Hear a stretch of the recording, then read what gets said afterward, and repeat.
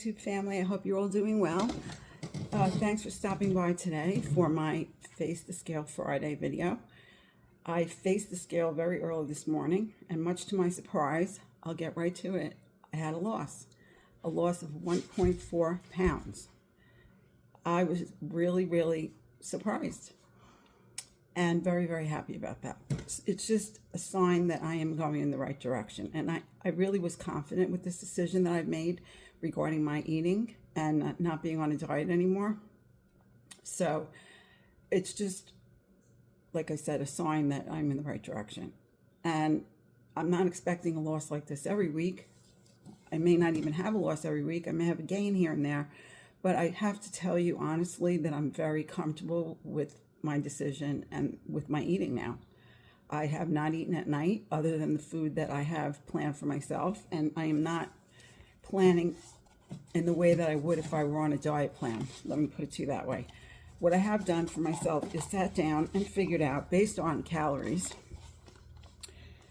and taking a good look at macros, what I should be doing in terms of my protein, my carbs, and my fat. But again, nothing very restrictive, just ballparking the calories per day by making lists of food with the weights next to them in grams, and then what the grams of protein would be. And that way I have a reference table for myself, very rough guide, and eventually I'll just know, because I tend to eat the same things pretty much, and on the times when I'm not eating something that I really can ballpark, I'm just going to wing it, like every other normal person who's not on a diet does. Let's face it, if you watch people that are of normal weight and always have been, for the most part, you'll take notice that they will have maybe a bite or two of something and they'll put it away, or they'll just be like, okay, I tasted that now. They don't even give it a second thought. They just have their normal meal, and they're not sitting around at night eating bags of chips and cookies the way that I would do, because when I'm on a diet and feeling restricted at this stage of my life, this is what's happening to me, in addition to other stresses that come into everyone's life. So in terms of my macros that I've set up for myself, again, keeping it very simple, I'm going to plan on having an average of 880 calories worth of protein a day and 550 calories worth of carbs, but up to 960 calories of protein and 600 of carbs. If, for instance, it's a busy day or a work day and I feel extra hungry, I'll put in, that will be like a shake and a banana, let's say, the difference in the amounts.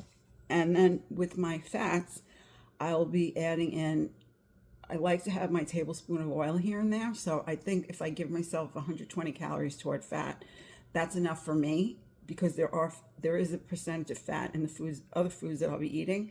But added fat to my meals, I don't want to go more than a tablespoon of fat for right now. Does that mean 31 days out of a month of 31 days, that's what I'm doing? No, some days I don't even eat the olive oil. I'm not hung up on all this stuff anymore. No more food noise in my head. Not allowed in, and it's not coming in, actually, to be honest with you. I'm not pushing it away, it's just not happening.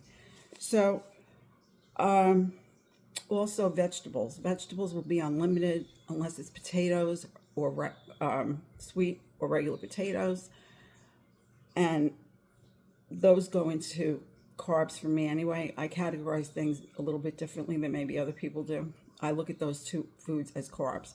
I don't necessarily think the same way about peas and carrots and beans. If I'm having a meal where I'm not having an additional poultry or meat or fish or seafood, let's say, and I'm going to have beans, then I will count the beans as protein. But let's say I want to add some beans to my salad, but I'm having chicken as my protein, then that'll be part of my carb for the day, and that's how I'll work it regarding that. And I'm comfortable with that. I've done it before. And all the other vegetables, peas and corn, I'm mindful of how much I eat of that. I might put a quarter cup into a salad. Sometimes I might have more than that. But again, nothing for me to get hung up on. So I thought that I should let you know what I'm doing.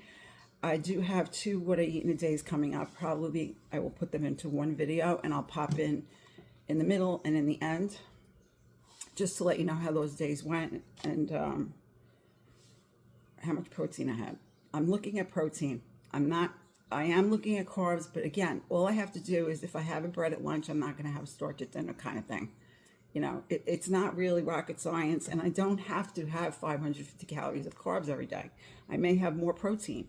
I may have more vegetables. So these are just guidelines for myself that I've made, and subject to tweaking along the way. So anyway, enough being said for now. Thank you again for tuning in. I hope you're doing well. Please leave me some comments to let me know how you're doing. I'm always interested to hear from you and to support you. That's what we're all here for. We're all in this together. And the TV is on. I don't know why. Pardon me. Where was I? My apologies. So, yes, we are all in together, and we all need to support each other. That's what this is all about.